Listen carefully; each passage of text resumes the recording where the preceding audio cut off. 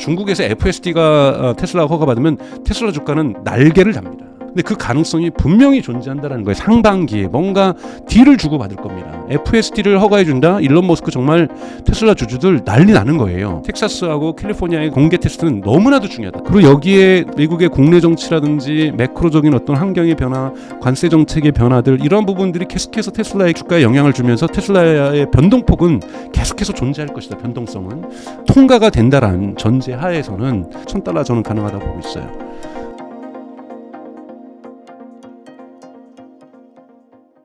안녕하세요. 인터뷰 진행을 맡은 카프카입니다. 오늘은 강정수 박사님 모시고 테슬라와 엔비디아에 대한 이야기 나누어 보도록 하겠습니다. 박사님 안녕하세요. 안녕하세요. 네, 간단하게 인사 부탁드립니다. 안녕하세요. 저 강정수입니다. 근데 뭐 이제 성장길 TV에서 자주 정기적으로 한 달에 한 번씩은 인사를 드려서 꼭 저 개인 소개는 안 해도 될 것 같고요. 구글이나 챗GPT에게 강정수 물어보시면 요즘은 제미나이나 챗GPT에서도 강정수에 대해서 잘 답을 합니다, 여러분. 네. 그래서 한번 해봐 주시기를 부탁을 드릴게요. 네. 어떻게 소개를 해주는지 정말 궁금해지는데요. 네. 네. 사실 지난번에 이렇게 출연하셨을 때 테슬라가 이제 주가가 펀더멘털에 비해서 조금 과도하게 투자 심리에 의해서 상승이 되어서 좀 주의가 필요하다라는 이야기를 해주셨는데 사실 그 뒤에 약간 조정이 좀 있었어요. 그리고 지금은 좀 다시 팀 올랐죠. 이후로 다시 오르고 있는 상황인데 지금 테슬라 어떠한 상황일까요? 테슬라는 지금 이제 저는 펀다멘탈의 변화 직전까지는 최고치에 지금 거의 도달했다고 보고 있어요. 저도 대단히 그 $380, $90 할 때 정말 좋은 기회였다고 저는 생각이 들거든요. 그 조정이요.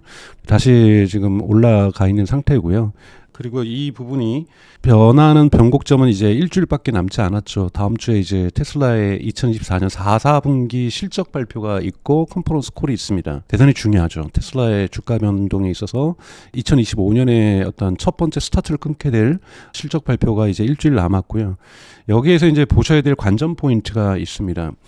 우선은 전체적으로는 아마 수익률이 좋을 거라고 저는 보고 있어요. 왜냐하면 여러분 딜리버리 숫자에서 전체 2024년 자동차 딜리버리 숫자는 마이너스 1.1% 감소했지만 4분기 실적만으로 본다라면 나쁘지 않은 자동차 딜리버리 숫자였고요. 그다음에 두 번째는 이 ESS 부분, 메가팩 부분에서 무려 11기가와트라고 하는 가장 높은 최고치의 폭발적인 두 자리 숫자의 판매량이 있었기 때문에 ESS 사업 부분에서 여기는 또 약 30%의 마진율이 있기 때문에 엄청난 돈을 벌었을 거라고 보고 있습니다만 여기에 대해서 평가가 분분해지는 것은 아직까지 기관 투자자의 머저리티는 ESS 부분을 테슬라의 본 사업 부분이라고 생각하지 않고 이 부분을 기업 평가에 집어있지 않습니다. 전체 기관 투자자들의 머저리티는 다수는 테슬라의 자동차 사업 부분, 테슬라는 크게 세 가지 사업 부분으로 나뉘고 있습니다. 재무제표상으로는 자동차 사업 부분, 에너지 사업 부분, 그다음에 서비스 부분이 있는데 이 서비스 부분은 여러분도 아시는 중국과 미국에서 하는 자동차 보험, 그다음에 이 충전 네트워크, 이 부분은 계속해서 조금씩 증가하고 있죠. 충전 네트워크 같은 경우 여러분도 아시는 것처럼 이제 현대차도 거기서 충전하게 되고 많이 하게 되니까 올라가고 있는 거고요. 그리고 이제 FSD가 이제 기타 수익으로 해서 서비스 부분에서 잡히고 있는 거고요. 그런데 이 에너지 부분은 성장했지만 자동차 부분에서 수익률이 3분기 실적이 되게 좋았습니다. 3분기 수익률 그로스 마진이 되게 좋았는데요. 과연 4분기에 그로스 마진이 좋을 것이냐. 그러니까 그로스 마진이 좋기 위해서는 여러분 그로스 마진은 단순하죠. 판매 가격 빼기 평균 생산 비용 자동차에 이걸 빼줘 가지고 이걸 곱하기 판매 대수를 해주는 것이 그로스 마진인데요. 자동차 사업 부분에서의 문제는 모델 Y 주니퍼 지금 반응이 매우 좋습니다. 중국에서 엄청나게 좋은데 이 주니퍼가 나온다는 소문이 계속 나오다 보니 모델 Y에 대한 사람들이 구매를 주저하게 되고 제가 여러 번 말씀드렸던 오스몬 효과 때문에 주저하게 되고 그러다 보니까 결국은 테슬라가 중국에서는 0% 리스 판매 즉 이자율을 제로로 만들어준 거죠. 그래서 리스 판매를 할부 판매를 해준 거고 이거는 특히 할부 판매와 다르게 리스 판매는 테슬라에게는 부채로 잡히는 부분이죠. 이런 부분이 존재하게 되는 거고 그 다음에 그 가격 할인을 많이 해줬죠. 미국에서, 한국에서, 유럽은 할인을 해줘도 잘 안 팔렸고요. 미국은 뭐 테슬라 문제가 아니라 전적으로 유럽은 지금 내수 시장이 좋지 않기 때문에 그런 일들이 벌어졌고, 중국에서도 많이 팔았지만, 기록적으로 많이 팔았지만, 테슬라의 분기 역사상 가장 많이 팔았지만 4, 4분기에 판매 가격은 낮아졌기 때문에 수익률에 안 좋아졌을 가능성이 존재합니다. 그래서 전체 수익률은 좋아졌을 수도 있지만 자동차 부분의 수익률은 악화될 수도 있기 때문에 이것을 어떻게 시장에서 반응할지는 저도 잘 모르겠어요. 만약에 이것을 부정적으로 시장에서 보기 시작하면 가격 조정이 좀 있을 가능성이 대단히 높고요. 전체로서 보기 시작하는 기관 투자자들이 많아지면서 전체적으로서는 나빠지지 않았다라고 보면서 테슬라의 주가가 반등하고 더 올라갈 수 있는 가능성도 분명히 존재합니다만, 이 갈림길에 이번에 4, 4분기 실적 발표가 놓여 있다. 그리고 이 실적 발표에 이어지는 컨퍼런스 콜에서 얼마나 질문이 쏟아질 겁니다. FSD 공개 테스트가 언제쯤 이루어질지. 가장 큰 질문은 아마 FSD의 텍사스하고 캘리포니아에게 원래 뭘 하냐면 제일 재밌는 것이 있습니다. 테슬라는 컨퍼런스 콜을 하기 전에 투자자들에게 공개 설문조사를 해요. 가장 하고 싶은 질문이 뭐냐. 그럼 사람들이 투표를 합니다. 그래서 1위, 2위, 3위, 4위, 5위가 나오면 그것부터 답변을 하거든요. 근데 저는 1위를 할 거는 FSD 공개 테스트 시기라고 생각이 들어요. 텍사스하고 캘리포니아에서 언제 할 거냐. 이 부분이 이제 올해 가장 중요한 빅 이벤트다 보니까 여기에 대한 질문들이 있을 거고, 여기에 좀 명쾌한 가이던스를 주게 될 경우에 대단히 좋은 반응이 나타날 수가 있고요. 두 번째 질문은 여러분 같으면 뭘 하시겠습니까? 뭘 할 수 있을까요? 저는 두 번째 질문에서는 올해 차량 판매에 대한 전망치에 대한 가이던스를 물어볼 거라고 얘기를 하고 있어요. 작년은 마이너스 1.1% 정도 대수에서는 사실 큰 건 아니지만 그래도 마이너스 성장은 그렇게 좋은 소식은 아니죠. 근데 올해 20-30% 정도는 성장할 수 있다라고 일론 머스크가 밝히고 있기 때문에 거기에 대한 구체적인 전략이 뭐냐.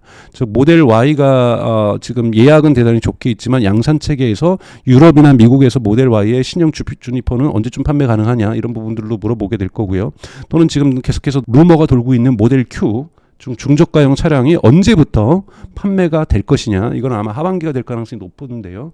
이 부분이 될 것인지를 좀 물어볼 거고, 아마 또 하나 나올 것은 테슬라의 트럭이 언제쯤부터 판매가 될 것이냐. 세마이 트럭이죠. 세마이 트럭이 지금 너바다에 공장이 있는데 공장이 지금 거의 완공된 모습들이 계속해서 보도가 되고 있습니다. 그러면 곧 양산이 들어간다는 거죠. 지금까지는 파일럿 생산이었고, 양산이 들어간다라면은 언제부터, 하반기냐 상반기냐.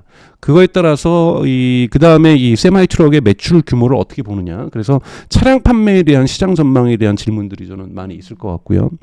세 번째 정도의 이제 옵티머스가 이번에 벌써 1월 초에 일론 머스크가 인터뷰를 했기 때문에 아마 옵티머스에 대한 질문이 그렇게 막 쏟아질 거라고 저는 보진 않고요. 다만 추가적으로 질문될 것은 엔비디아가 1월 초에 CES에서 발표했던, 젠슨하이 발표했던 흔히 말하는 월드 모델 또는 피지컬 AI라고 할 수 있는, 엔비디아에서는 이것을 코스모스라고 불렀죠. 이와 상응되는 좀 계획이 있는지.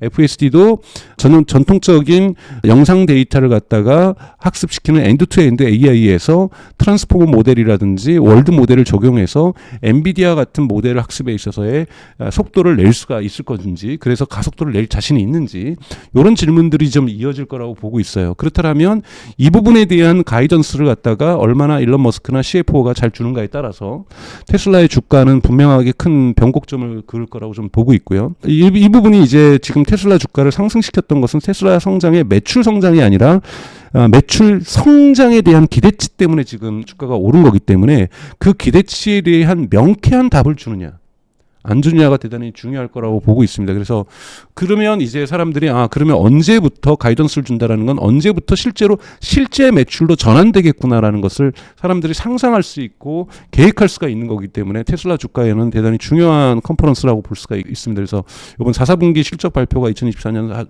다음 주에 있을 1월 마지막 주에 있을 이 부분들을 좀 여러분 설 명절에서지만 꼭 지켜보셔야 된다라고 저는 생각이 듭니다. 사실 그 테슬라 차량 인도량이 2023년 대비 24년에 1,355대 정도가 감소했다고 하는데, 이게 사실 테슬라 역사상 처음 있는 일이잖아요. 이게 또 실적 발표에 영향을 미칠 가능성은 없을까요? 저는 크게 있지는 않다고 보고 있어요. 왜냐하면 월가의 기대치가 그렇게 높지 않았거든요. 워낙 1, 2분기 때 테슬라가 죽을 썼잖아요. 중국 공장 문 닫고 잘 안 팔렸어요. 그래서 여러분 1, 2분기 때 여러분 기억하실 거예요. 제가 이 방송 나왔을 때 막 테슬라 얘기하면 사람들이 너나 사라 테슬라 뭐 이렇게 댓글 달리고, 왜냐하면 테슬라 주가 막 $180 가고 막 $190 가고 뭐 이랬기 때문에 이미 이거는 선 반영됐다고 저는 보고 있고요. 올해 시장이 좋지 않을 거라는 상황들, 고이자율 속에서 할부 금융에 대한 소비자 부담감들 이런 것들이 존재했었고, 유럽의 내수 시장이 좋지 않았고, 이번에 마이너스 1.1%의 결정적 기여를 한 거는 유럽이거든요. 특히 독일 마이너스 40%. 뭐 이런 부분들이 나오면서 중국에선 되게 선방을 했어요. 중국은 4분기는 중국 판매량 역사상 가장 높은 수치를 기록을 했거든요. 그래서 중국에서의 선방과 미국에서도 선방을 했어요. 근데 이 다 마이너스는 어디서 나왔냐? 유럽에서 나온 거거든요. 근데 유럽은 테슬라만 안 좋은 게 아니에요. 다 안 좋겠고, 근데 특히 테슬라가 또 안 좋기도 하죠. 그렇기 때문에 특히 유럽, 독일 같은 경우에 이제 전기차 보조금이 없어지면서 훨씬 더 매출이 이제 기가 팩토리가 베를린에 있음에도 불구하고 이런 결과들이 좀 나왔다라고 보기 때문에 이 부분은 저는 중요하지 않고, 그로스 마진, 수익률이 되게 중요합니다. 수익률을 여러분 보셔야 된다는 거고, 이 수익률의 그 자동차 부분에서의 저는 마이너스를 에너지 부분에서는 상쇄를 시켰을 거라고 봐요. 그래서 전체적으로는 3분기하고 비슷하거나 3분기보다 오히려 상승한 수치가 나올 수가 있습니다. 그로스 마진율이. 근데 자동차 부분, 사업 부분은 3분기 대비는 마이너스 성장이 가능할 수도 있다. 그렇기 때문에 딜리버리 숫자는 이미 또 1월 2일날 발표를 했고, 이 부분이 주가에 반영됐고, 그때 주가 내렸거든요. 그렇기 때문에 이 부분 때문에 실적 발표에 의해서 딜리버리 숫자에 의해서는 큰 영향이 있을 거라고 보지는 않습니다. 또 그 중국의 BYD가 사실 전년 대비해서 12% 정도 차량 판매가 늘었다는 소식이 있는데요. 이게 사실 테슬라를 좀 무섭게 추격하고 있는데, BYD에 의해서 좀 테슬라가 타격을 받을 가능성은 어떻게 보세요? BYD가 뭐 전체 판매량은 당연히 테슬라보다 많고요. 근데 전체 판매는 BYD 같은 경우에는 우선 하이브리드도 있고 플러그인 하이브리드도 있고, 그다음에 순수 전기차도 있는 상황이고요. 순수 전기차로 보면은 총량에서는 역시 조금 테슬라를 꺾지 못했어요. 170만 대의 이 수준인 거기 때문에 테슬라는 거의 격차가 많이 나지 않습니다. 순수 전기차는 역시 1등은 테슬라가 작년에 했고, 2024년 BYD가 바짝 추적하면서 2등을 하고 있는데, 이건 저는 2025년에 꺾일 수도 있고 안 꺾일 수도 있다는 것이, 테슬라도 지금 올해는 20%에서 30%까지 성장을 목표로 하고 있거든요. 목표입니다. 즉 모델 Y의 좀 베스트셀링카로서, 월드 베스트셀링카로서 2023년에 기록했지만 2024년에는 기록을 못한 것 같아요. 근데 2025년에 다시 기록하기 때문에 목표를 갖고 있고, 모델 Q의 어떤 판매라든지 이런 부분에서 순수 전기차 부분에서 BYD와 1, 2 다툼은 계속 진행형이라고 볼 수 있고요. 사실 뭐 1위를 BYD가 하냐, 이건 이미 테슬라가 목표를 수정을 했어요. 테슬라가 과거에는 2030년대까지 연간 1000만 대 판매하겠다. 그래서 공장 무진장 짓겠다라고 얘기했는데, 이 계획은 철회를 했잖아요. 철회를 하고서 적절한 수준, 연간 300만 대 수준을 판매하는 수준으로 유지하면서 오히려 FSD를 라이센싱으로 공급하면서, 예를 들면 현대 기아차가 테슬라의 FSD를 쓸 가능성이 높진 않습니다만 쓰게 한다든지, 포드가 쓰게 한다든지 이렇게 하면서 테슬라의 기술을 가지고서 성장하겠다라는 전략적 전환을 해놓은 상태이기 때문에 언젠가는 저는 BYD에게 순위가 판매량으로 볼 때 뒤집히는 거는 시간 문제일 수도 있다라고 저는 보고 있어요. BYD가 파죽지세고, 또 한국에도 또 이렇게 저가형 차량을 내놓으면서, 오토3를 내놓으면서 지금 진출하고 있고, 일본도 진출하면서 어느 정도 성과를 내고 있고, 뭐 가장 여러분 BYD가 많이 팔리는 나라 1위 브라질입니다. 브라질에서 지금 정말 파죽지세로 성장을 하고 있고, 그다음에 이제 시장의 어떤 정의, 법적 정의로서는 유럽 연합이 2위입니다만, 이거를 쪼개놓고 보실 경우에는 유럽의 국가들 2등은 태국이 하고 있어요. 그러니까 동남아시아하고 지금 남미에서 BYD가 되게 빠르게 성장하고 있다라는 거고, 그러면서 시장을 조금씩 확대하면서 한국 시장도 확대하고 있고, 이 일본 시장도 확대하면서, 이거를 이제 블룸버그에서는 닭갈비살 전략이라고 얘기하는데, 닭갈비가 이렇게 돼지갈비나 소갈비에 비해서 이렇게 살이 많지 않잖아요. 그렇죠.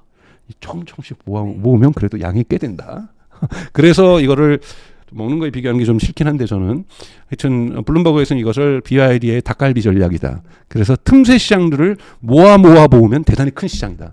그렇기 때문에 동남아 시장과 남미 시장에서의 비약적인 성장들, 그리고 이제 평화가 온다라면 다시 뭐 러시아로, 지금도 뭐 러시아 수출을 많이 하고 있습니다만 주로 러시아는 내연기관 수출이죠. BYD 같은 경우에는 여기에도 전기차 수출이 가능해진다든지 뭐 이러면서 BYD의 성장은 뭐 저는 테슬라에겐 되게 경쟁 상대다. 하지만 가장 중요한 것은 2024년 2분기 실적 발표 때 7월에 일론 머스크가 얘기했던 것, 우리는 카 컴퍼니에서 AI 로보틱스 컴퍼니로 전환한다고 얘기를 하는 거고 그 전환이 아직 이루어지고 있는 게 아니고 전환의 시작 단계에 있는 거죠. 그래서 이거랑 경쟁하지 않겠다라고 얘기를 선언을 한 거고 그리고 AI가 되는 기업은 그러니까 자율주행이 되는 차량은 스마트폰이고 자율주행이 안 되는 건 피처폰이라고 그랬잖아요.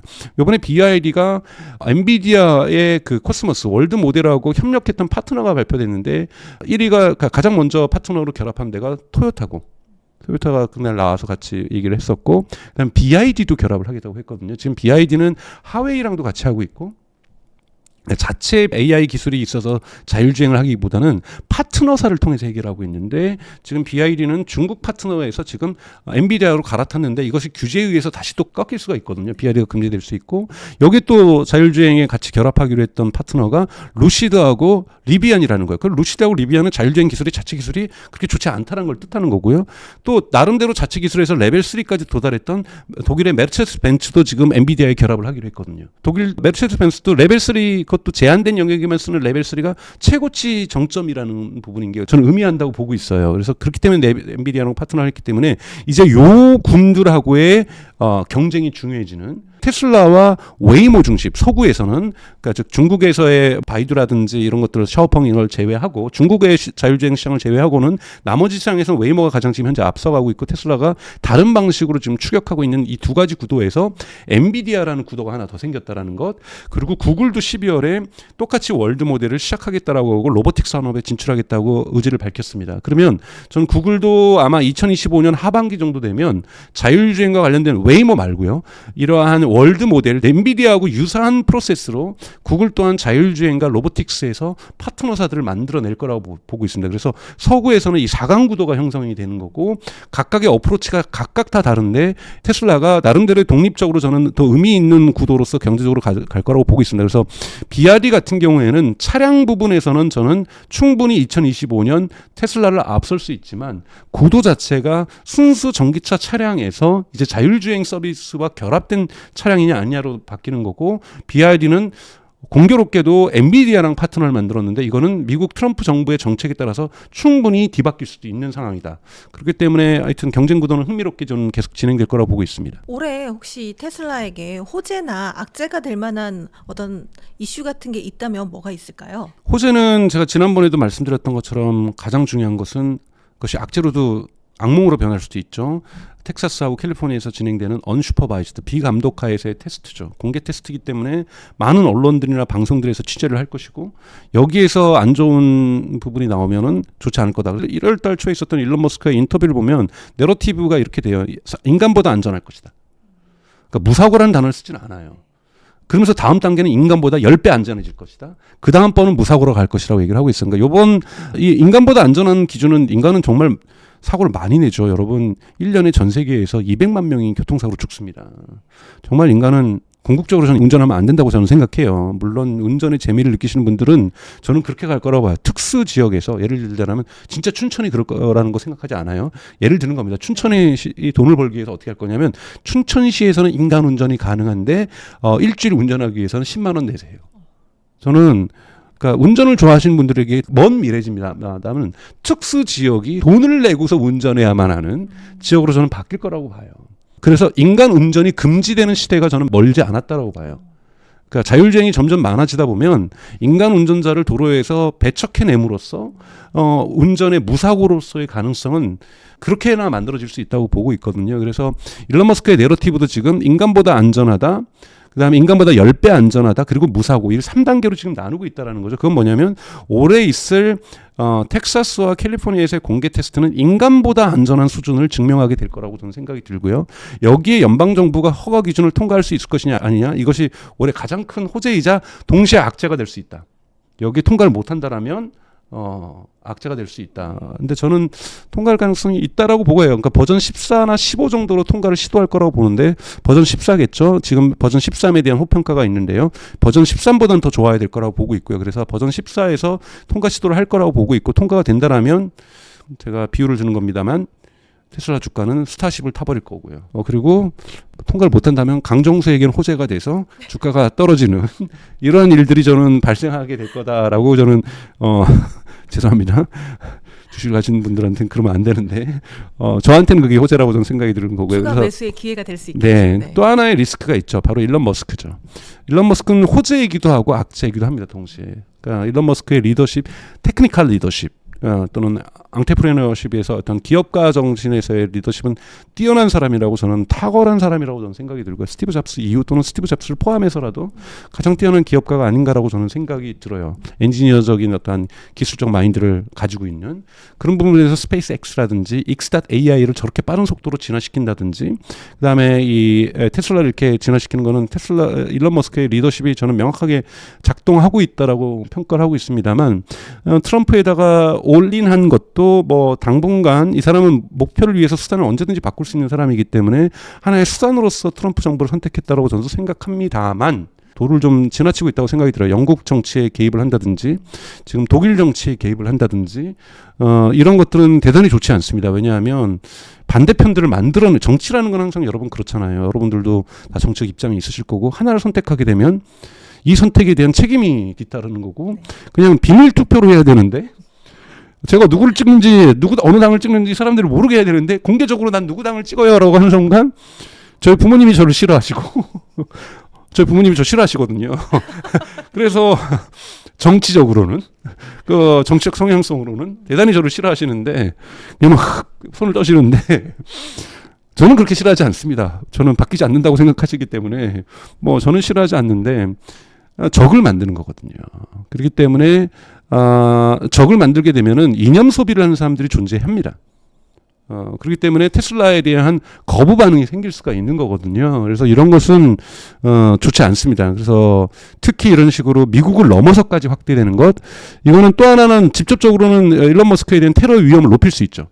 이번에도 있었던 사이버 트롤을 가지고서 뭐 폭죽을 터트린 거였지만 이런 식의 위협을 주려고 하는 시도들이 분명히 CEO에게 있을 수가 있기 때문에 이거는 CEO 리스크가 극단적으로 좋아지는 것과 함께 CEO 리스크도 나빠지고 있다라는 부분에서 테슬라의 문제점이라고 명확하게 지적할 수 있습니다. 사실 말씀해 주신 것처럼 최근에 뭐 트럼프 취임 이후에 미 언론을 보면은 머스크가 이제 뭐 머스크의 자문이 행정부에 그치지 않고 이게 영향력을 좀 넓히려는 시도가 계속 보이면서 좀 언론에 안 좋은 모습이 계속 나오고 있는데 이게 주가에도 영향을 장기적으로 미칠 수 있다고 보시나요?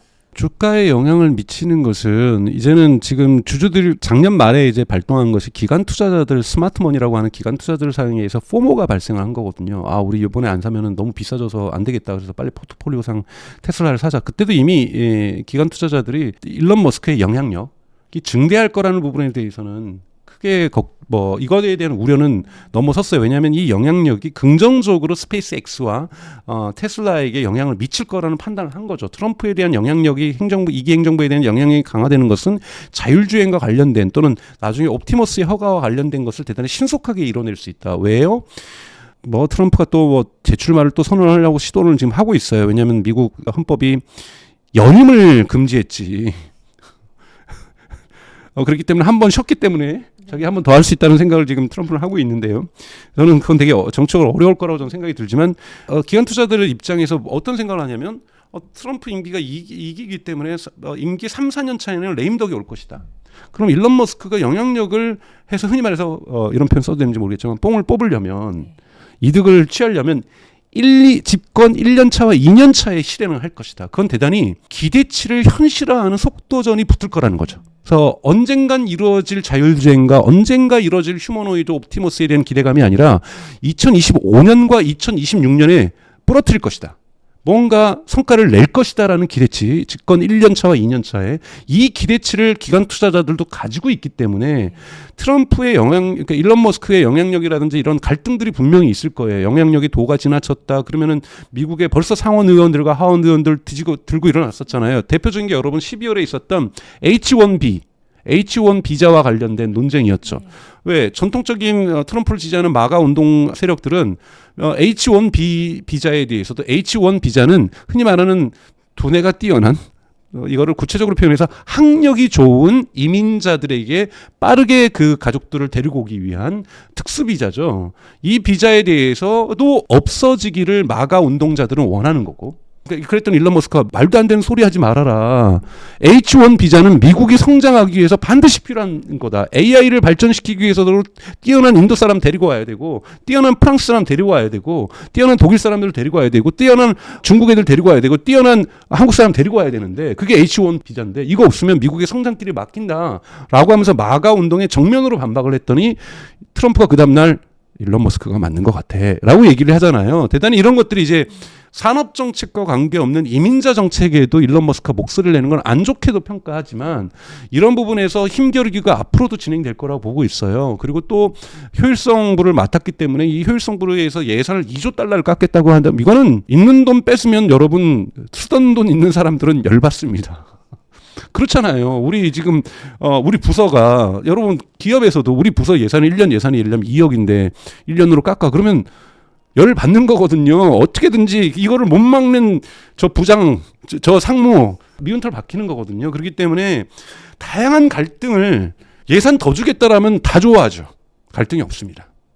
근데 예산을 여러분 말이 2조 달러지 저는 상상도 못하는 금액이에요. 2조 달러면 2조 달러를 줄이겠다고 하는데 이거를 좋아할 사람이 어디 있겠어요. 미국 연방 정부에서 이게 국방부든 아니든 이러면 엄청난 갈등을 낳습니다. 이 엄청난 갈등 속에서 모함도 하겠죠.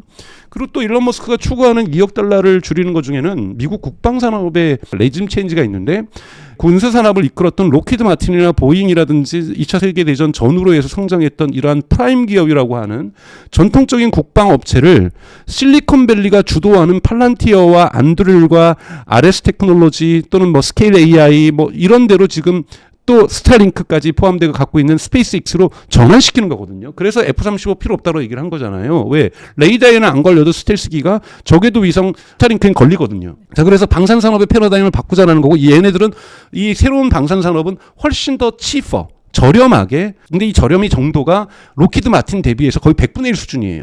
자, 이 100분의 1 수준으로 만들어서 산업 체인지를 바꾸겠다라는 거고 여기에서 예산 절감을 하면서도 국방력은 높이겠다. 이것이 일론 머스크라든지 실리콘밸리의 피터 틸이라든지 앤드리슨 호로위츠라든지 이러한 VC 캐피탈 이런 쪽에서 갖고 있는 생각들이거든요. 이러한 부분들에서 분명히 갈등을 발생할 수 있습니다. 로키드 마틴이 바보겠어 이 권력을 내주게? 거기 로키드 마틴이나 보잉이나 이런 데는요 엄청나게 수십 년 동안 예비역 장성들을 취임시켰습니다. 정관 예우 해주면서. 그분들의 영향력들도 있을 거고 정관 예우들의 스타들 별들 그리고 그분들이 또 로키드 마틴에 있는 사람들이 상원의원 하원의원 선거의원 엄청나게 기금 냈어요. 상원과 하원에도 엄청난 영향력들이 있는데 우리를 갖다가 레짐 체인지를 하겠다는데 이 로키드 마틴이나 보잉이 가만히 이거를 그렇게 하세요. 우리 좀 무능해요. 여러분들이 가져가세요. 절대 그러지 않습니다. 먹거리 싸움을 밥그릇 싸움을 한다라는 거고 여기는 엄청난 갈등과 모함과 음모들이 생산될 수 있는 거죠. 이것 또한 일론 머스크에게는 리스크라고 볼 수가 있습니다. 최근에 그 모건 스탠리에서 발표한 내용을 보면은 테슬라가 올해 2배 뛴다 이런 초강세론이 좀 등장했는데요. 혹시 어떤 내용인가요? 이게 또 현실성이 있는 내용일까요? 예, 현실성이 있죠. 뭐 캐시 우드 같은 경우에는 이제 $1,000 간다고 얘기를 했는데요. 그리고 모건 스탠리 $800 간다는 건 다 FSD 때문입니다. FSD가 당장 매출 테슬라에게 재무제표에 기여하는 건 저는 2025년은 불가능하다고 보고 있습니다. 2026년도 저는 좀 빠르다고 보고 있고요. 2027년 정도 되어야 FSD의 매출이 폭발적으로 저는 증가할 거라고 보고 있어요. 하지만 이 FSD가 돈을 만들어내기 위해서는 첫 번째는 정부의 허가를 받아야 된다는 거죠. 정부의 허가 없이는 FSD는 돈을 만들 수가 있는 매우 제한적이에요. 지금도 자발적으로 FSD를 하면서 슈퍼바이즈드, 전방 주시를 의무화한 상태에서 FSD를 하게 되다 보니까 일부 사람들이 FSD를 지금 미국에서 구독을 하고 있는 거죠. 자, 정부 허가가 받아야 된다는 거고요. 또 하나는 시장이 확대돼야 돼요. 미국 북미에만이 아니라 중국에서 되는 게 되게 결정적으로 중요합니다. 근데 중국에서 오래 할 가능성이 있습니다. 왜냐하면 중국은 지금 벌써 보세요. 틱톡 금지됐다가 15시간 만에 다시 트럼프가 풀어줬죠. 그러면서 75일 딱 줘요. 이거 딜하겠다라는 거죠. 뭐 90일도 아니고 100일도 아니고 6개월도 아니고 75일 줄 테니까 중국 나한테 딜 가져오라는 거죠. 틱톡을 살려줄 수도 있고 죽일 수도 있는데 그러면 중국 입장에서 가장 꽃놀이패는 딱 두 개예요. 하나는 테슬라고 하나는 애플이에요. 애플은 여러분 전체 매출이 25%가 중국에서 나오고 있고요. 테슬라 같은 경우는 30%가 넘게 중국에서 매출이 나오고 있죠. 거의 40%에 가깝습니다. 중국 매출 대단히 중요하고요. 중국에서 근데 FSD까지 허가를 해준다고 생각해 보세요. 일론 머스크는 입 찢어지는 거거든요. 테슬라 주주들 난리 나는 겁니다. 여러분 중국 미워하신 분들 대단히 많으신데 중국에서 FSD가 테슬라 허가받으면 테슬라 주가는 날개를 잡니다. 근데 그 가능성이 분명히 존재한다는 거예요. 상반기에 뭔가 딜을 주고받을 겁니다. FSD를 허가해 준다. 일론 머스크 정말 테슬라 주주들 난리 나는 거예요. 그럼 틱톡 까짓 거 허가해 주는 것 딜할 수가 있는 거죠. 뭐 관세라든지 여러 가지가 걸려 있습니다만 아니면 뭐 태무를 죽이면서 틱톡을 살리는 방안도 가능할 수 있고요. 뭐 여러 가지 문제 옵션들은 대단히 다양하게 존재합니다만 테슬라에게 있어서 올해 부분은 FSD에 대한 그래서 제가 계속 강조하는 것이 텍사스하고 캘리포니아의 공개 테스트는 너무나도 중요하다. 테슬라의 전체 역사에서 모델 3를 만들면서 테슬라 주가가 상한가를 찍었던 그때보다 더 중요하다고 보고 있어요. 그래서 테스트가 되면은 중국에서 풀릴 가능성이 있다라는 거고요. 그리고 또 하나는 뭐냐면 엄청나게 전통적인 자동차를 만드는 회사들이 선택의 압력을 받습니다. 자, 지금 현대 기아차의 현재까지 입장은 스탠드 언론이에요. 우리는 엔비디아랑도 같이 안 하고 구글하고도 같이 안 하고 중국하고는 당연히 같이 안 하고 테슬라랑도 같이 안 하고 우리 스스로가 자율주행 시대를 열겠다라고 얘기를 하고 있어요. 저는 이 가능성, 현실화될 가능성 매우 낮다고 보고 있어요. 그러면 언제쯤은 선택을 하겠죠. 갑자기 혼다가 손을 들 수 있어요. 우리는 구글하고 하지 않고 테슬라랑 하겠습니다. 저 통과까지 한. 저거를 우리 FSD를 혼다에 달겠습니다. 뭐 이렇게 나올 수가 있는 거죠. 또는 뭐 르노나 또는 뭐 스텔란티스가 푸저나 시트로행이나 피아트가 우리는 그냥 테슬라랑 같이 갈래요. 그러면 스마트폰으로 전환되는 거잖아요. 그럼 피처폰에 남아있는 회사들이 옴니아라도 만들어야지 라고 하다가 안 되면 옴니아도 안 되면 어차피 선택을 해야 된다는 거예요. 그때는 현대기아차도 압력을 받을 수밖에 없다는 거죠. 이런 기업이 한두 군데만 나와도 선언하는 왜냐하면 당장 또 FSD를 선언한다고 그 다음 주부터 작동할 수 있는 게 아니에요. 왜냐하면 추론 칩들 다 그 자동차에 설치를 해야죠. 8개의 카메라 동시에 또 달아야죠. 위치도 유사하게. 이렇게 하려면 생산 라인 조정도 있어야 되죠. 그래서 이렇게 FSD를 흔히 말하는 우리가 과거에 인텔 인사이드처럼 좀 안 좋다. 인텔 인사이드 그래서 테슬라 인사이드, FSD 인사이드 하면 좋은데 인텔이 망하고 있어서 인텔이 좋지는 않지만 그래도 우리가 컴퓨터를 팔면서 인텔 인사이드라고 얘기를 했었던 것처럼 전체 컴퓨터는 삼성이 만들고 LG가 만들지만 인텔 인사이드라고 과거에는 자랑하듯이 얘기했었죠. 지금은 전혀 자랑할 거리가 못 되지만 근데 예를 들면 테슬라 인사이드라고 붙일 수가 있는 거죠. 자, 이렇게 되는 형국이 나오면 이것이 현실화돼서 매출로 전환되는 것은 1년이 걸릴 수 있어요. 왜냐면 공장 라인 다 바꿔야 되고 시간이 걸리겠죠. 하지만 이거는 무조건 되는 거잖아요. 계약이 성사가 되고 그러면 1년 뒤에 이쪽 매출은 AI 매출은 급증할 거라는 것이 판단이 되면은 주가는 날개를 달 수밖에 없습니다. 그래서 이번 성공이 너무 중요한 거죠. 그 전까지 저는 개인적으로 하여튼 힘든 시기를 보내겠지만 중요합니다, 여러분. 반면에 최근에는 글로벌 투자은행 웰스파고가 테슬라 주가가 70%까지 폭락할 수도 있다라는 이야기를 또 했어요. 이게 인도레앙 쇼크나 경쟁 심화 그리고 인플레이션 감축법 폐지 등 같은 악재로 인해서 이게 내리막길을 걷게 될 수도 있다라고 이야기를 했는데 여기에 대해서는 또 어떻게 보시나요? 충분히 일리 있죠. 여러분 저는 테슬라 주가가 무조건 상승할 거라고 말씀드리지 않고 항상 if절이기 때문에 if절은 if not도 포함하고 있는 거잖아요.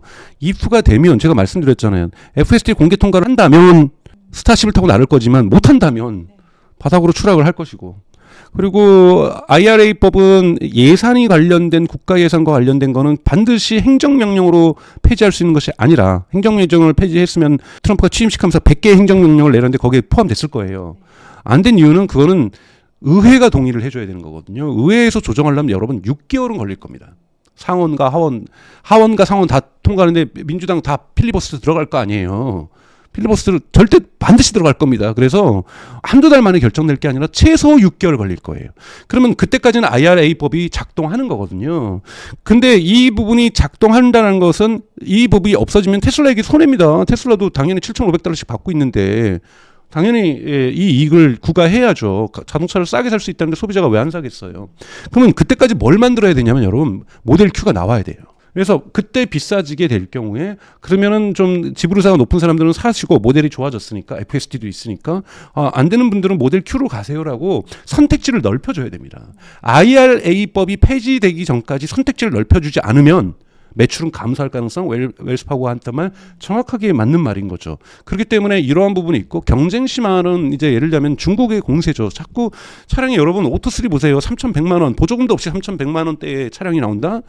기적 같은 일이에요, 여러분. 이런 것들이 계속 나오게 되면 글로벌에서 중국에서 입지가 대단히 위축될 수가 있는 거거든요. 그러니까 이런 부분에서 계속해서 포트폴리오 상에서 모델 Q가 나오는 것, 주니퍼가 잘 팔리는 것, 그리고 여기에 FSD에도 중국도 FSD에 날개를 달아줘서 많이 팔게 해주는 것 대단히 중요하다는 것이, 그래서 테슬라에게는 2025년이 너무나도 중요하다는 거고, 여기에서 안 좋은 결과가 충분히 나올 수가 있기 때문에 원래 웰스파고는 전통적인 비어리시한 테슬라에 대해서 좀 비판적인 입장이었던 곳이기 때문에 이것도 필터를 가지고 여러분 보셔야 되겠지만 충분히 70% 떨어질 수 있다는 걸 맞는 거고요. 그다음에 아까 계속해서 말씀드렸던 트럼프 정부 하에서의 이러한 중국과의 갈등이 딜을 쳐서 트럼프가 해결할 수도 있지만 갈등이 더 심화될 수도 있거든요. 땡깡 부리면서 트럼프가 이러면서 서로 땡깡 부리면서 더욱더 관세가 높아지고 인플레이션 생기고 이자율 높아지고 이자율 하락, 페드가 이자율을 안 내려주고 매크로적인 상황에서 더욱더 안 좋아지는 이자 환경이 만들어질 수도 있는 거고, 매크로적인 상황의 불확실성도 아직까지 완전히 해소되지 않았기 때문에 충분히 그런 예측은 저는 가능하다고 보고 있습니다. 테슬라가 그록을 도입한다는 이제 소식이 있던데요. 그록이 뭔가요? 그록은 이제 X.AI에서 만들고 있는데 되게 빠른 속도로 지금 추격을 하고 있죠. 여러분 아시겠지만 작년에 젠슨 왕도 이런 역사는 앞으로 깨지기 힘들 거라고 했죠. 10만 개의 GPU를 연결하는 슈퍼 네트워크 클러스터를 만들었죠. 그러니까 이런 부분에서 그록이 거대 언어 모델을 만들고 있는 거고요. 거대 언어 모델은 두 가지 지점에서 테슬라에게 도움이 됩니다. 여러분 요즘 현대차도 올해 도입을 한다 그러고요. 독일 차들도 폭스바겐 도입을 했는데 챗GPT를 갖다가 차에 열어놓는 거예요. 그래서 이제 여러분 써보시면 알겠지만 음성 인식 능력이 실이라든지 빅스비하고는 질적으로 완전히 다르거든요. 그러면 빅스비 어디 가자 이런 거 잘 안 됐는데 테슬라 그록이라든지 챗GPT를 갖다가 자동차에 인테그레이션 시키면 제가 자동차에 대해서 내비게이션 하는 것들이 이제 보이스로 가능해진다라는 거죠. 야, 저기 에어컨 켜줘. 라든지 어디로 가자, 내비게이션 맞춰줘, 야 영화 뭐 좀 틀어줘, 음악은 뭘로 좀 바꿔, 이런 것들이 운전하면서 훨씬 더 안전하게 보이스 컨트롤링이 가능해진다는 부분에서 그록이라든지 챗GPT가 자동차의 인카 인포테인먼트에 결합되는 건 대단히 중요한 편의성의 부분이라고 얘기할 수가 있습니다. 두 번째는 이 기본적으로 거대 언어 모델이라는 건 여러분 트랜스포머라고 하는 알고리즘 모델에서 AI 모델에서 학습이 된 건데, 트랜스포머라는 것은 기본적으로 토큰과 토큰을 연결을 시켜서 토큰을 생성할 때 확률적 스토카스틱하게 추론해내는 거거든요. 즉 강정수는 한 다음에 그 다음에 뭘 쓸까? 이쁘다로 말이 확률적으로 60%, 강정수는 멋지다 35%, 강정수는 문제가 많다 85%에서 강정수는 문제가 많다, 이런 식으로 이렇게 생성을 해주는 거거든요. 이건 뭐냐면 차량을 하나의 토큰으로 볼 수가 있어요. 그러니까 강정수를 하나의 토큰으로 볼 수 있고 강과 정수를 떨어뜨려서 두 개의 토큰으로 볼 수 있는데, 항상 넥스트 토큰을 확률적으로 추론하는 것이 거대 언어 모델입니다. 이 트랜스포머 모델을 구글 같은 경우도 웨이모에 적용하기 시작했어요. 그러면 비보호 좌회전을 할 때 저쪽에 상대방에 5대가 있어요. 그러면 한 대 지나간 다음에 내가 싹 껴버릴까? 2대 지나간 다음에 좌회전을 해버릴까? 아니면 5대 지나갈 때까지 할까? 이것도 확률적으로 계산하는 능력이 좋기 때문에 이것을 자율주행의 FSDA로 그록을 결합시킬 수가 있습니다. 그러니까 그록은 FSD에 결합시킬 수 있고, 그 다음에 인카 인포테인먼트에서 보이스 컨트롤링으로서 결합시킬 수 있다는 두 가지 점에서 거대 언어 모델이라고 할 수 있는 그록을 결합시키는 것은 테슬라에게 이점이 됩니다. 이게 정말 현실화되는 날에는 정말 어마어마하겠네요. 상상만 해도 너무 멋지네요. 네네. 이게 근데 또 어느 정도 구체화가 돼야 이게 또 테슬라한테는 주가의 호재로 작용을 할 수 있겠네요. 네, 그리고 그래서 일론 머스크가 이제 요구하는 게 있죠. 그록하고의 협업을 이제 그록도 일론 머스크가 가지고 있는 최대 주주긴 합니다만, 그록하고 사실은 그록을 만든 X.AI하고 테슬라하고는 지분 관계가 하나도 없거든요. 그래서 일론 머스크가 얘기하는 거는 X.AI의 주식을 테슬라가 좀 가질 필요가 있다. 이런 얘기를 하고 있는데, 이 부분들은 또 이제 주주 전체가 결정해야 될 문제고, 이런 부분도 2025년에 결정되지 않을까로 저는 예측하고 있습니다. 네. 앞서도 잠깐 언급을 해주셨는데, 중국에서 그 업그레이드된 이제 모델 Y가 이제 지금 발표가 됐잖아요. 네. 전과 이게 뭐가 달라졌나요? 모델 Y 주니퍼요. 제가 차량 자체는 전문가가 아니라서 여하튼 발표되자마자 하루 만에 5만 대가 예약이 됐죠. 그래서 이제 3월 정도부터 이제 배송이 시작될 거라고 예측이 되고 있는데요. 5만 대는 어느 정도 숫자냐? 테슬라가 기록적으로 중국에서 판매가 11월, 12월 있었는데 12월에 판매된 것이 6만 1,000대였어요. 한 달 내내 모델 Y가. 근데 하루 만에 5만 대가 됐다는 건 엄청나다라는 거고 엄청나게 중국 사람들이 모델 Y 주니퍼에 대한 기대감을 갖고 있는 거죠. 디자인도 변했고요. 당연하게 뭐 그건 여러분들 영상 속에서 많이 이미 이 방송을 보신 분들은 다 보셨을 거라고 보고 있고요. 주행 거리도 늘어났고 안에 인테리어도 바뀌고 사실 모델 3 퍼포먼스도 진짜 다른 차가 돼서 나타났잖아요.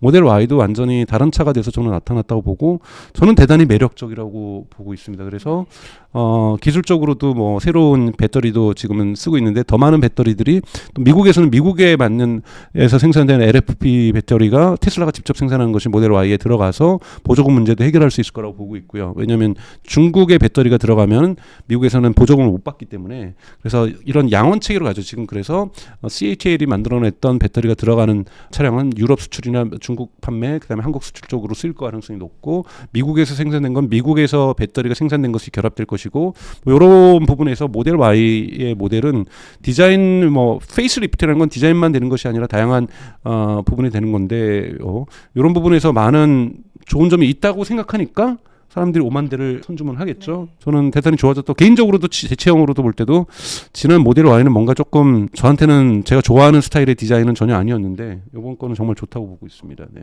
사실 갈수록 테슬라를 많은 분들이 이제 전기차 회사로 인식하기보다는 또 약간 어느 정도는 트럼프 수혜주 그리고 우주 자율주행, 관련주 이렇게 좀 보는 시각들이 좀 많아진 것 같습니다. 그래서 이런 부분에 이 내용이 언론에 나올 때마다 좀 주가가 좀 움직이는 것 같기도 하는데요. 어떻게 보시나요? 그러니까 변동성이 테슬라 주가는 비트코인처럼 변동성이 강하다고 볼 수는 없지만 제가 비트코인을 잘 몰라서 변동성이 대단히 높죠, 여러분. 항상 높아졌죠. 그러니까 이건 뭐냐면 변동성이 높다는 건요. 펀더멘털이 약하다는 뜻이에요. 변동성이 펀더멘털이 약하면 변동성이 파르르 떨립니다. 그냥 조금만 자국만 줘도 파르르 떨리고 원래 그렇잖아요. 기초 체력이 좋은 친구들은 툭 쳐도 안 넘어져요. 근데 기초 체력이 약하면 툭 치면 넘어지고 그러잖아요. 뭔가 잘 나가는 것 같아도. 네. 그래서 테슬라에게 과제는 그 기초 체력을 빨리 더 키워주는 거라고 저는 생각이 들어요. 펀더멘털은 여러분 재무제표상의 펀더멘털을 얘기를 하는 겁니다. 그리고 재무제표에 지금 들어오진 않아도 들어오는 것이 확실성이 90%가 넘는 어떠한 미래의 매출 이런 부분들은 펀더멘털이라고 볼 수가 있어요. 그래서 FSD가 질적으로 좋아지고 정부의 허가를 받게 된다. 이런 것은 뭐냐면 당장 매출로서는 안 하지만 매출로 들어올 가능성이 그러니까 12개월 내에 또는 24개월 내에 90%다. 이러면 이거는 펀더멘털이라고 볼 수 있거든요. 그래서 테슬라는 지금 펀더멘털이 강하지 않은 상태에서 주가가 오르고 있기 때문에 당연하게 변동성이 높은 거고 앞으로도 이 변동성은 펀더멘털이 채워질 때까지 계속해서 파르르 떨릴 거라는 거고 펀더멘털의 첫 번째 관문은 계속해서 제가 반복해서 말씀드리는 거지만 텍사스와 캘리포니아에서 FSD의 언슈퍼바이즈드의 통과입니다. 그렇다면 올해 테슬라 주가 어떻게 예상하시나요? 저는 통과가 된다라는 전제 하에서는 12개월로 본다라면 저는 한 달치나 뭐 두 달치를 예측할 수는 없고요. 저도 $1,000 저는 가능하다고 보고 있어요. 그러니까 통과가 된다라면 근데 아마 FSD 버전 14가 나오기 전에는 절대 테스트 안 할 겁니다. 아마 다음 주에 있을 1월 말에 있을 2024년 4분기 실적 발표 컨퍼런스에서 일론 머스크가 결코 매월에 텍사스에서 실행한다는 얘기 안 할 거예요. 다만 상반기에 한다 또는 상반기가 늦춰져서 하반기가 될 수도 있어. 하지만 2025년 내내 할 거야. 요 정도가 나오면 더 베스트라고 저는 생각이 들어요. 그러면 시장은 부정적으로 반응할 겁니다. 왜냐하면 시기가 확정되지 않으니까요. 뭔가 2024년 5년에 한다는 건 작년에도 얘기했던 말이니까 작년 10월에도 얘기했던 말인데 이 친구 발언에 변화가 없네. 이건 뭐냐면 버전 13으로는 결코 시도를 안 할 겁니다. 저 같아도 안 할 것 같아요. 버전 13으로 들어갔다가 통과 못하면 이거는 엄청난 일이거든요. 그래서 버전 14 정도로 FSD 버전 14 정도는 내놓으면서 공개 테스트에 들어갈 가능성이 높기 때문에 이 부분이 언제쯤 이루어질지는 내부적으로 벌써 버전 14가 나와서 내부 테스트가 하고 있다라고는 저는 그렇게 보지는 않거든요. 그래서 버전 14가 나오려면은 최소한 2, 3개월은 최소한 소요가 될 거고 먼저 공개 테스트를 하기 전에 뭘 하겠습니까? 비공개 테스트를 테슬라가 먼저 하겠죠. 이거 공개 테스트 통과할 수 있을지. 그럼 비공개 테스트하는 기간도 필요한 거잖아요. 그러면 버전 14가 나오려고 해도 앞으로 3, 4개월은 더 걸릴 거고 내부 테스트를 해도 2개월은 걸린다고 치면 5, 6개월은 지금 걸려야 되는 문제거든요. 그러면 이 부분 때까지는 테슬라의 주가는 계속해서 불안전하게 움직일 수밖에 없다. 그리고 여기에 미국의 국내 정치라든지 매크로적인 어떤 환경의 변화, 관세 정책의 변화들 이런 부분들이 계속해서 테슬라에게 주가에 영향을 주면서 테슬라의 변동폭은 계속해서 존재할 것이다. 변동성은. 그래서 올해 저는 상반기까지는 대단히 변동폭이 큰 주식으로 남아 있을 거라고 저는 보고 있고 이 부분이 여름이던 가을이던 겨울까지는 가지는 않을 거고요. 아무리 텍사스와 캘리포니아의 날짜가 계절의 영향을 받지 않는다고 해도 그래서 올해 제가 기대하는 건 7, 8월 정도에는 테스트가 시작되지 않을까. 늦어도 그때까지는 변동성이 되게 클 것이다 라고 말씀을 좀 드릴 수 있겠습니다. 바이든 행정부가 발표했던 엔비디아 AI 칩 수출 통제 정책으로 뭐 엔비디아가 이제 중국 시장에서 좀 타격을 받았었는데요. 이게 좀 어떤 내용인가요? 지금 뭐 원래 H100이나 이 고성능 AI 칩 그 수출 금지가는 원래부터 있었는데요. H20이라고 해서 중국 수출용 성능이 많이 떨어진 AI 칩을 중국에다 팔고 있었는데 그것도 팔지 말아라. 이렇게 나온 거죠. 그러면 게임용 칩이라든지 뭐 그냥 일반 컴퓨터 GPU 이 정도는 팔아도 된다는 건데 그거는 너무나도 시장이 작고 지금 엔비디아 매출 전체 구조로 볼 때는 그래도 뭐 16% 정도는 중국에서 작년 11월 기준 매출이 나오고 있는데 그 대부분 H20 고성능 칩이 차지하고 있는 거거든요. 그러니까 이 부분을 날리려고 하는 거니 엔비디아 입장에서는 불편한 거죠. 그쪽에서 원해서 H100이나 H200보다는 훨씬 더 떨어진 H20과 H30을 만들었는데 중국형 저사양 AI 칩을 만들 그거마저도 팔지 말라고 한다라면 어떡하냐. 이것이 이제 엔비디아의 불만인 거고 앞으로도 엔비디아가 이제 그렇다면 요 나머지 10%가 넘는 또는 전후로 되고 있는 매출 구조의 공백을 다른 방식으로 채워야 되는 숙제가 엔비디아에게 제시되는 거죠. 트럼프 행정부가 이제 들어섰잖아요. 이게 바뀔 가능성이 있을까요? 현재로서는 저는 그거는 이제 딜의 대상일 수 있겠죠. 예를 들자면 좋아 틱톡 미국이 가져. 그 대신 H20이라도 수출하게 해줘. 되게 느리잖아. 너네는 H200 갖고 블랙일도 가질 건데 우리 H20이라도 갖게 해줘라고 중국 정부가 요청할 수 있거든요.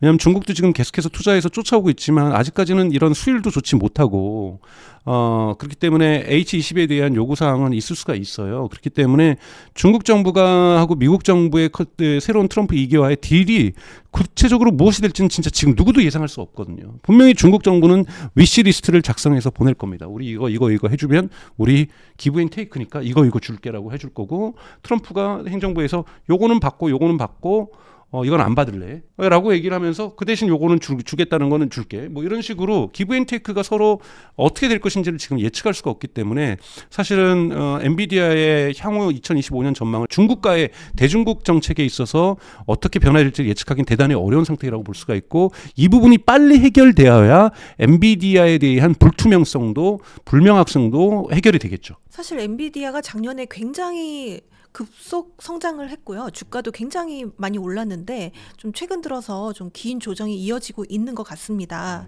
그래서 지금 예전만큼 좀 힘을 못 쓰는 모습에 이게 원인은 어디 있다고 보시나요? 가장 큰 거는 중국보다 더 큰 거는 이제 블랙웰이고요. 블랙웰을 분명히 3분기 실적 발표할 때 4분기 때 공급하는 거 문제 없다라고 얘기를 했었거든요. 저는 다른 방송에 나와가지고 분명히 4분기 때 되는 건 불가능할 거라고 얘기했다가 제가 댓글로 욕 바가지로 먹었는데 젠순항이 된다는데 너는 뭔 소리를 하냐 그랬는데 4분기 약속을 못 지켰어요. 그러면 당연하게 이건 실망할 수밖에 없는 거고 이번 실적 발표 나올 때 말씀드린 것처럼 엔비디아의 파이낸스 이어는 완전히 전통적인 파이낸스 이어하고 다릅니다. 하지만 우리가 전통적인 기준으로 봤을 때 4분기 실적 발표를 하게 될 2월 초에 엔비디아의 실적 발표에서 모든 질문은 블랙웰 그래서 언제 나올 건데일 거예요. 왜냐하면 블랙웰에 대한 대기 수요가 엄청나게 많거든요. 오라클 뭐 10만 몇 개 주문하겠다. X.AI 일론 머스크 나도 블랙웰 사겠다. 다들 블랙웰 사겠다고 지금 손들고 예약 걸어놓고 있고 현금도 뭐 예약금 걸어놓고 있는데 안 주면 어떡해요. 그렇게 되면은요 뭐가 또 있냐면 자동차하고 비슷한 거예요. 우리 블랙웰 살 거기 때문에 H100은 이제 그만 살래. H200은 그만 살래. 이런 니즈가 있단 말이죠. 물론 이쪽에서는 수요가 과잉되고 있고 공급이 부족하기 때문에 뭐 너네 메타 너네 안 살 거면 딴 데 팔 때도 많기 때문에 계속 팔고는 있어요. 팔고는 있는데 블랙엘에 대한 대기 수요가 나오면 폭발적으로 또 매출이 성장할 수 있는 기회 지점이잖아요. 그래서 엔비디아에게서는 중국보다 더 중요한 것은 블랙엘의 양산 시점이라고 볼 수가 있습니다. 그리고 두 번째가 이제 중국 시장에서의 트럼프 행정부에서도 바이든 행정부의 정책이 이어진다라면 여기에서의 매출 공백을 어떻게 메꿀 것인가가 또 엔비디아에게는 숙제로 남겨지겠지만 이건 저는 세컨드 프라이어리티라고 보고 있고요. 첫 번째 프라이어리티나 첫 번째 중요성은 무조건 블랙엘의 양산시키입니다. 이거에 대한 집중적인 추궁이 이번 실적 발표에 있을 거라고 저는 보고 있습니다.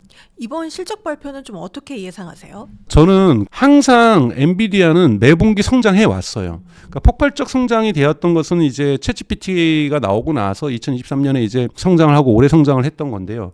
이렇게까지 폭발적 성장이 데이터 센터에서 이루어지는 것은 이제 없겠죠. 당분간 없을 거라고 보는데 데이터 센터 매출이 매 분기마다 20% 30% 성장하는 것은 저는 엔비디아에게 아무 문제가 없다고 저는 생각이 들어요. 여기에서는 전제 조건이 있는 거죠. 블랙엘로 가서 가격이 올라가줘야 돼요. 왜냐하면 엔비디아가 더욱더 많이 매출을 올리려면 TSMC가 공장을 늘려야 되거든요. 프로덕션 캐파시티가 같이 늘어간다라면 문제가 없는데 지금 TSMC의 그 공장의 가동률은 거의 풀이란 말이죠. 프로덕션 캐파시티가 거의 100% 지금 가동되면서 만들어내는데도 이 정도이기 때문에 매출을 늘리기 위해서는 매출 단가가 높은 블랙엘이 판매가 돼야 되는 거고요. 그러지 않으면은 그냥 매년 뭐 10% 20% 정도 성장하는 거에 매 분기마다 이거 이상 없을 거다. 근데 블랙엘이 양산되기 시작하면서 블랙엘의 비중을 키우면 이거만큼 엔비디아의 매출은 크게 상승하게 될 것이고 주가에도 좋은 영향을 미칠 거라고 보고 있어요. 또 하나 이제 기대해야 될 것은 2027년으로 예상되고 있는 미국에서의 이나노 공정에서의 생산이 시작되는 거예요. 지금 물론 애리조나주에서 TSMC가 공장이 2026년에 가동될 거라고 보는데 여기에는 어제 블룸버그나 파이낸셜 타임즈 보도에 따르면 애플이 먼저 선주문을 한 것이 거기서 생산될 거라고 얘기를 하고 있어요. 그래서 애플 칩이 생산될 거기 때문에 엔비디아의 칩에 대한 배당률은 많지 않을 거다.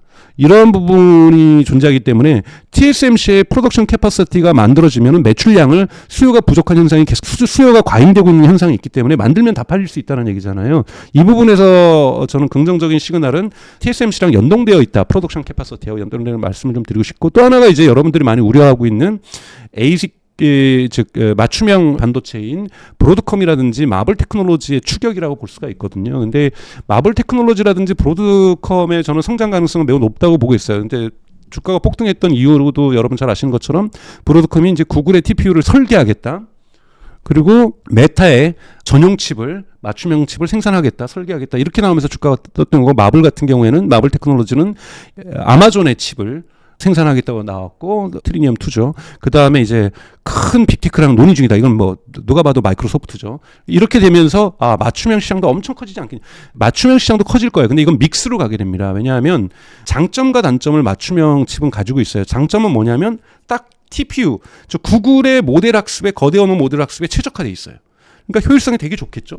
동일한 가격에서 훨씬 더 좋은 퍼포먼스가 나올 겁니다. 또는 동일한 퍼포먼스를 더 적은 가격에 내겠죠. 그렇기 때문에 가격이 저렴해질 거예요. 그러면 구글 입장에서도 동일한 돈을 들여가지고 훨씬 더 많은 일을 할 수가 있으니까 TPU를 적정하게 살 거예요. 근데 TPU를 너무 많이 양산하면 안 됩니다. 왜냐하면 모델도 계속해서 바뀌어요. 지금도 트랜스포머 모델에서 구글이 12월에 타이탄스라는 모델을 새롭게 알고리즘 거대 언어 모델을 발표를 했거든요. 그러면 TPU가 타이탄에도 맞느냐? 이거 아무도 모르는 거예요. 그러니까 맞춤형 모델의 장점은 최적화가 잘 된다는 건데 단점은 뭐냐면 유연성이 떨어진다는 겁니다.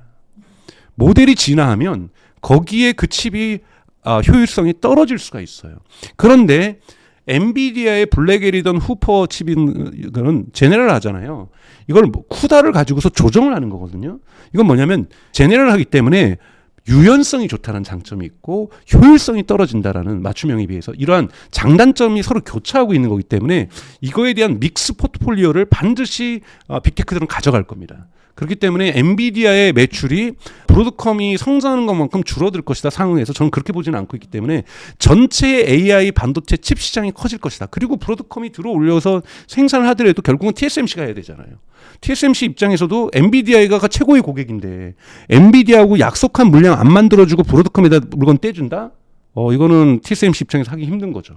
그래서 대량의 물량을 떼어주더라도 쉽게 떼어줄 수 있는 상황이 아니기 때문에 브로드컴과 저는 마블 테크놀로지의 성장 속도에는 성장을 하겠지만 그렇게 가파르게 성장할 거라고 보지는 않습니다. 그렇다면 엔비디아만 가지는 이런 차별점, 장점 이런 게 뭐가 있을까요? 엔비디아가 말씀드렸던 것처럼 제너럴한 거죠. 제너럴하다는 부분이라는 것은 그리고 쿠다라고 하는 엄청난 해자죠. 쿠다가 있으면서 이거를 조정할 수 있다라는 거고 어떤 개발자든지 쉽게 이것을 조정해 자기네들에게 그러니까 즉 반도체는 맞춤형이 아니지만 쿠다를 통해서 자신의 모델에 맞게서 맞춤형으로 쉽게 바꿀 수가 있다는 것이 엔비디아의 가장 큰 장점이고 이 쿠다를 쓸 수 있는 전 세계의 개발자 생태계가 너무나도 크다라는 거고 이 부분이 지금 엔비디아에게서는 해자로 작동하고 있다는 거고 엔비디아에서는 2025년에 성과는 안 나겠지만 2027년부터 성과가 날 수 있는 이런 피지컬 AI에도 투자하고 있다는 것 여기에 맞는 버티컬 클라우드 서비스에도 투자하면서 새로운 신규 수익 모델들을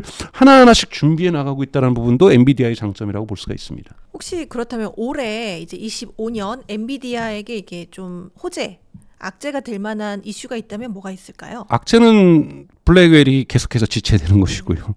테슬라에게 FSD가 중요한 것처럼 엔비디아에게서는 블랙웰이 제일 중요합니다. 그래야 의미 있는 매출의 성장을 가져올 수 있을 거고 이것이 또 차기 모델을 또 만들어낼 수 있는 R&D 비용들을 만들어낼 수가 있을 거기 때문에 블랙웰이 가장 중요하다고 볼 수가 있고요. 그리고 계속해서 예를 들자면 또 하나는 매출을 또한 증가시키기 위해서는 또 하나가 그만큼 데이터 센터를 빨리 져줘야 되는데 데이터 센터의 에너지와 전력망이 그것에 맞게끔 딱딱 떨어져야 되는 거거든요. 그래서 지금 뭐 트럼프도 행정명령에 에너지와의 전쟁 선포 이런 거 하는 거잖아요. 비상사태 선포하는 것.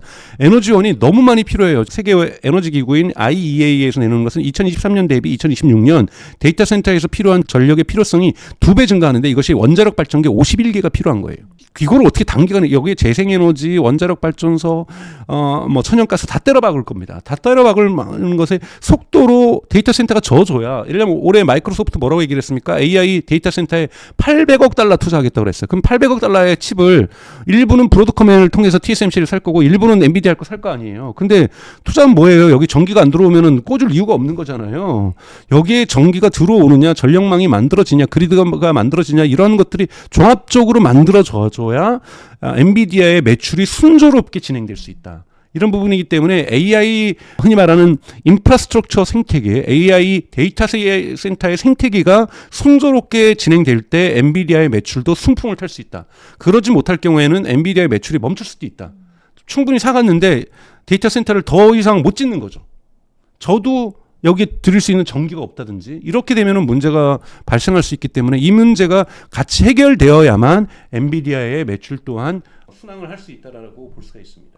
사실 엔비디아 주가가 이제 굉장히 많이 올랐는데요. 25년에도 이렇게 좀 폭발적인 성장이 가능할 거라고 보시나요? 저는 폭발적 성장은 좀 어렵다고 보고요. 꾸준히 오를 거라고 보고 있습니다. 여러분, 저는 개인적으로 꾸준히 오르는 주식도 좋은 주식이라고 저는 생각이 들어요. 그래서 꾸준히 오를 수 있는데 꾸준히 오를 수 있다라는 거는 오르지 못할 수도 있다라는 거죠. 이것들은 아까 제가 말씀드렸던 전력난에 미국에서 빠지면서 물론 트럼프가 여기에 대한 비상사태를 선포를 하긴 했지만 이거를 비상사태를 선포를 한다고 해서 모두가 비상사태의 효과를 얻는 건 아니잖아요. 어떤 데는 계엄하고도 막 몇 시간 만에도 망하기도 하는 뭐 경우도 있으니까 안 될 수도 있기 때문에 여기에 적절한 에너지원이 공급이 안 된다. 왜냐하면 트럼프는 이런 데이터 센터 해외에 주지 않으려고 할 거예요. 그러면 미국 본토에서 데이터 센터 같은 것들이 순조롭게 진행되기 위해서는 그 낡은 전력망에 이것도 개선해야 되고 여기에 전기를 공급하는 게 늦어질 경우에 당연하게 엔비디아의 매출이 감소될 수 있습니다. 꽂을 데이터 센터가 없어서. 이랬을 경우에는 문제가 충분히 발생할 수 있어서 주가가 안 오를 수 있지만 비상사태까지 선포하면서 에너지원을 확보하려는 트럼프 정부의 정책 의지가 효과를 본다라면 순조롭게 엔비디아의 고성능 AI GPU가 블랙웰이 꽂힐 수 있는 공간들이 마련되면서 수요가 창출되면서 매출이 급증하는 그래서 매출이 20-30% 성장하게 되는 이러한 일들은 충분히 이루어질 가능성도 대단히 높다. 이것은 주가에도 긍정적인 영향을 당연히 미칠 수밖에 없다라고 말씀을 좀 드리고 싶습니다. 엔비디아가 하드웨어 기업임에도 불구하고 70%의 수익이 난다라는 이야기를 하셨었는데 이게 어떤 내용인가요? 수요가 워낙 많으면 여러분 우리가 경제학 원론에서 배우는 것은 수요와 공급이 균형을 이룰 때 가격은 균형 가격을 맞추는데요. 수요가 너무나도 높으면 어떻게 됩니까? 그래프상 가격이 올라가죠. 그러다 보니까 엄청나게 비싸게 팔아도 블랙엘은 여러분 거의 페라리 가격이에요. 10만 달러가 넘습니다. 뭐 20만 달러인가요? 뭐 하여튼 이렇게 높아도 다 사는데, 그러니까 다 산다라는 건 뭐냐면 가격이 올라간다라는 것은 가격 빼기 비용이니까 여기에 70%가 넘는 수익이 남았다라는 거잖아요. 그러니까 너무 많은 돈을 벌고 있는 거예요, 사실은. 매출도 매출이지만 수익률이 너무 높습니다. 이런 하드웨어 장사는 없었죠. 그런데 항상 시장은 어떻게 되냐면 그러면 경쟁자들이 들어오죠.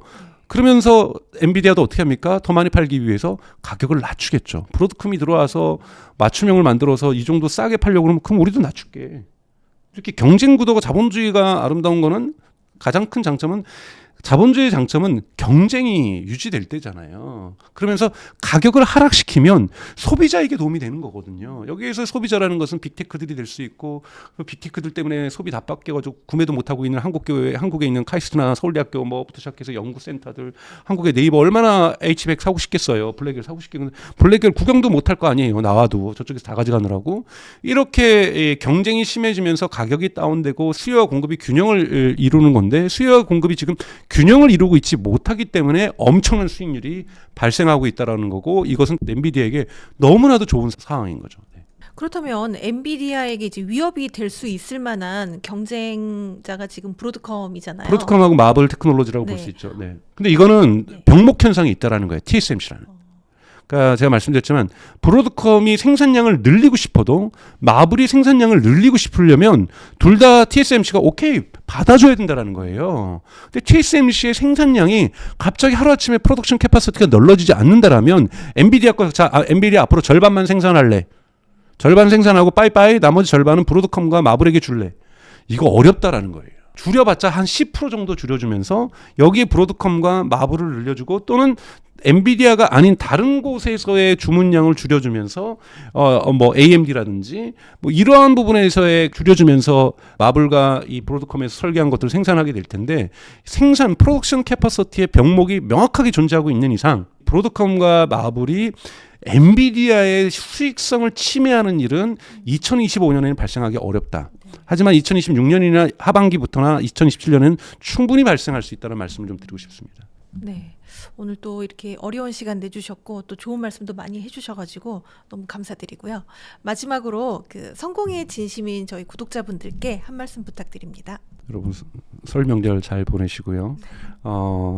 미국 주식은 공부하면 공부할수록 여러분 자신감이 생길 수가 있습니다. 그래서 차트를 보고 하는 것도 미국 주식도 필요하죠. 뭐 지지선이 어디 있느냐 이런 거 좀 잘 모르지만 지지선이 어떻게 형성되는가 해서 미국 주식도 페어 프라이스가 있는 거고, 공정한 가격이 있는 거고, 목표 가격이 있어서 언제 차익 실현할지 이런 것도 다 정해두고 진행을 합니다만, 가장 중요한 것은 해당 내가 투자하려는 기업의 펀다멘탈이 어떤지, 비즈니스 모델이 어떤지, 비즈니스 모델에서 지금 받고 있는 도전이 무엇인지, 허들이 무엇인지를 공부하는 것이 정말 중요하다고 생각이 들고, 이 부분들을 저희 성정결 이 TV에서 채널에서 계속 채워나가도록 하고, 저도 거기에 도움이 되도록 노력하겠습니다. 네, 오늘 정말 감사드립니다. 네, 고맙습니다. 네, 고맙습니다.